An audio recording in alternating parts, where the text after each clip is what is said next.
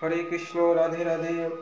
রাধা কৃপা 56 ইউটিউব চ্যানেলের পক্ষ থেকে অনন্ত কোটি সাধুগুরু বৈষ্ণবের চরণ কমলে এই অধম সুখদেব দাসের অনন্ত কোটি ধন্যবাদ প্রণতি জ্ঞাপন রেখে আজকে শ্রী শ্রী নিত্যানন্দ প্রভুর মহিমা কিছু বলার প্রয়াস করব।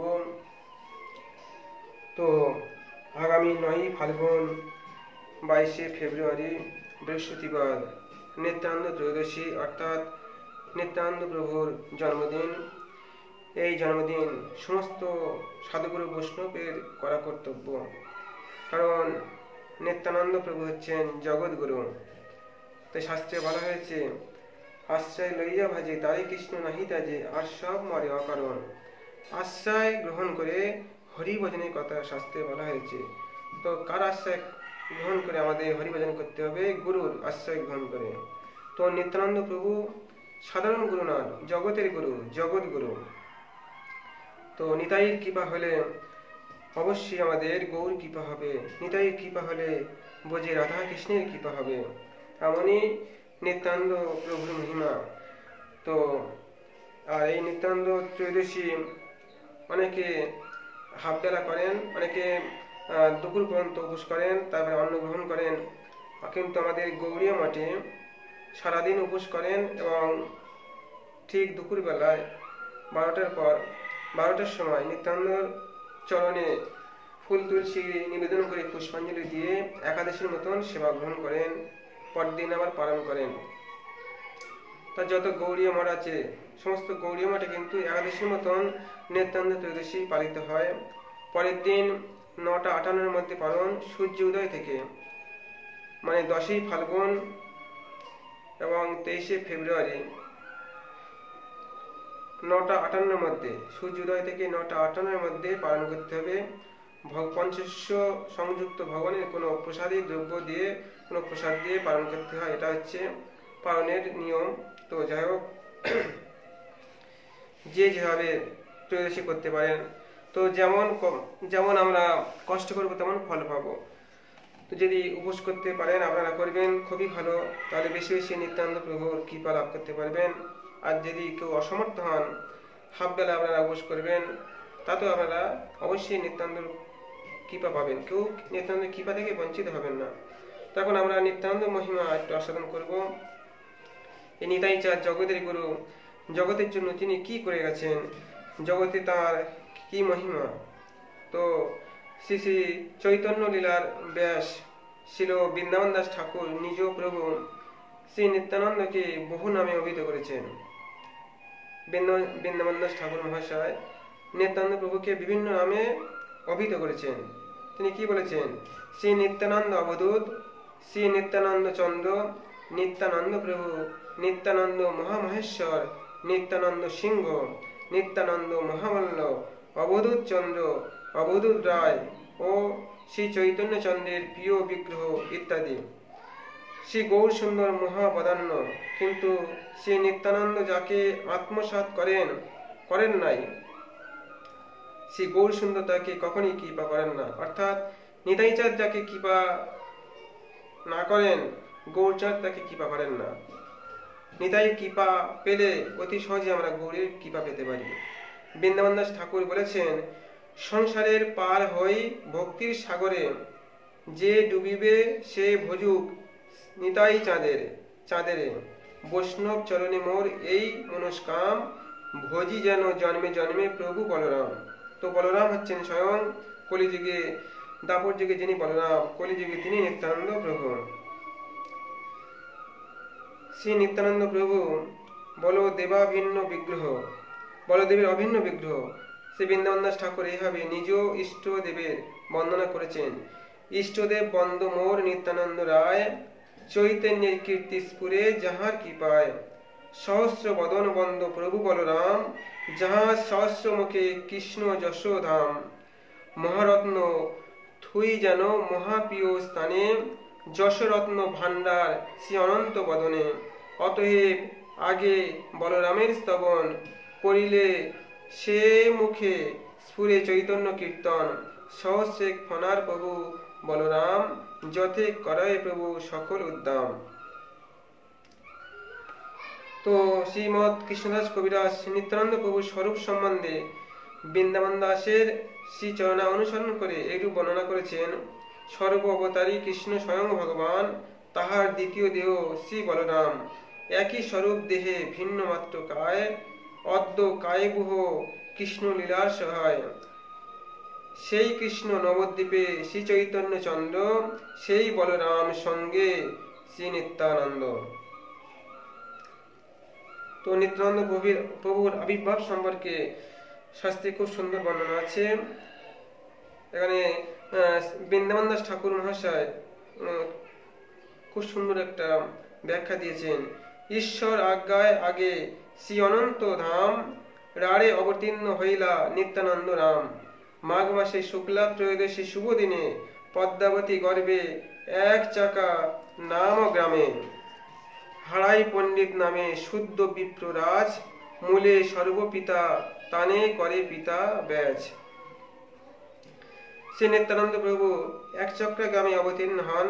পিতার নাম শ্রী হারাই পণ্ডিত বা শ্রী হাড়ো ওঝা। ইনি মৈথিলা ব্রাহ্মণ ছিলেন। উপাধ্যায় কৌলিক উপাধি অপভ্রংশ ওঝা বা ঝা। মাতার নাম শ্রী পদ্মাবতী দেবী। ব্রাহ্মণ দম্পতি নিত্য ভগবত আরাধনা ও বৈষ্ণব সেবার ফলে আদি বৈষ্ণব ধাম শ্রী অনন্ত স্বয়ং পুত্ররূপে অবতীর্ণ হন। তো শ্রী নিত্যানন্দ প্রভুর আবির্ভাবে সমস্ত রাঢ়দেশে সর্বসুমঙ্গল অভ্যুদয় লক্ষিত হয়েছিল। এমনই নিত্যানন্দ প্রভুর মহিমা। তো নিত্যানন্দ প্রভুর কৃপা হলে আমরা অবশ্যই যুগল কৃপা লাভ করতে পারবো। নিতাই এমনই নিতাইয়ের মহিমা। শ্রী নিতাই শ্রী নিত্যানন্দ শ্রী হারাই ও পদ্মাবতীর একমাত্র নয়নমণি এবং প্রাণ ছিলেন। মাতা পিতা নিত্যানন্দকে এখনো না দেখলে থাকতে পারতেন না। হারাই পণ্ডিত সর্ববিধ কার্যের মধ্যে থাকলেও প্রাণটি নিত্যানন্দের প্রতি পড়ে থাকত। নিত্যানন্দের প্রতি পিতা মাতার ভালোবাসা ছিল। হরিবল রাধে। নিতাই চাঁদের মহিমা বর্ণনা করতে গিয়ে আমরা শাস্ত্রে অনেক দৃষ্টান্ত পাই। তো মহাপ্রভু একদিন নিতাই চাঁদের সাথে বসে আছেন, ভক্তবৃন্দ চারিদিকে ঘিরে আছেন। মহাপ্রভু বলছেন, শ্রীপাদ আপনার একটা কৌপিন দেবেন? নিতাই চাঁদ একটা কৌপিন দিলেন। নিতাই চাঁদ প্রেমোন্মাদী প্রেমে মহাবাহ্য জ্ঞান শূন্য খলখল করে হাসছেন। আনন্দে কৌপিন দিয়ে দিলেন। প্রভু নিজের হাতে কৌপিনটি খুব ছোট ছোট করে চিরলেন, চিরে আর ভক্তদের হাতে দিচ্ছেন। ভক্ত 500 জনকে বলছেন, এই নাও নিতাই চাঁদের কৌপিন, প্রেম লাভের জন্য অবর্থ সাধনার চরম বস্তু, মাথায় বাঁধো। অন্যের কি দায়, ইহা বাঞ্ছে যোগেশ্বরে। এটা যোগেশ্বর গণের কাম্য। মহা ভক্ত যোগেশ্বর তারাও এই নিতাই চাঁদের কৌপিন কামনা করেন। পরিদেহ কৌপিন তার মানে সেই যে বিশাল প্রেমময় কলেবর, তার অঙ্গের থেকে নিরন্তর যে বৈদ্যুতিক শক্তির মতন প্রেমের আলোক ধারা বিচ্ছুরিত হচ্ছে, সেটি এই পরিদেহ বস্ত্রে ওতপ্রোতভাবে জড়িয়ে আছে। তাই বললেন, এটা যোগেশ্বরের বাঞ্ছনীয় বস্তু, মাথায় বাঁধো। ঘরে নিয়ে গিয়ে মহাপ্রেমের সাথে এই কৌপিনের নিত্য পূজা করো। জানো এই কৌপিনে স্বয়ং নিতাই চাঁদের অধিষ্ঠান। ভক্তবৃন্দ এই নিতাই চাঁদের চরণ ধৌত করো, মহাপ্রভু বলছেন, আর চরণামৃত পান করো, অর্থাৎ চরণামৃত তোমরা পান করো নিতাইয়ের। নিতাই বাহ্য জ্ঞানহীন খলখল করে হাসছেন। ভক্তগণ নিতাই চাঁদের চরণ ধৌত করছেন আর পাদদক পান করছেন। এমন উদার, এমন প্রেমদাতা বিশ্বে আর দ্বিতীয় কে? তো নিতাই চাঁদের এই মহিমা আমরা সুন্দরভাবে বুঝলাম, কিন্তু নিতাই চাঁদের অনেক মহিমা আছে। তো নিতাই চাঁদের সেই চরণামৃত পান করে ভক্তদের কি অবস্থা হলো? নিতাই চাঁদ এত উদার যে এই মহাপ্রেমের অপূর্ব শক্তিশালী জিনিস তার পাদদক বিলিয়ে দিচ্ছেন, ভক্তগণ নিচ্ছেন। আর কেউ বলে, আজি ধন্য হলাম জীবন, আজি ধন্য হইল জীবন। কেউ বলছেন, আজ জীবন ধন্য হয়ে গেল। কেউ বলে, আজি হইলাম কৃষ্ণদাস। কেউ বলে, আজি ধন্য দিবস প্রকাশ। কেউ বলে, এই পাদদক বড় মিঠা লাগে, এখনো মুখের মিষ্টতা যায় নাই। নিচ্ছেন পাদক। কি ঘটনা ঘটল!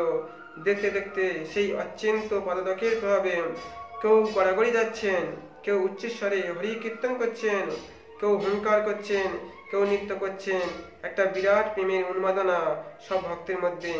শেষকালে সেই প্রেমের উন্মাদনা দেখে পার্শ্বদগণের সঙ্গে স্বয়ং শ্রী গৌরহরি নৃত্য করতে লাগলেন। কি অপূর্ব উন্মাদনাময় নৃত্য!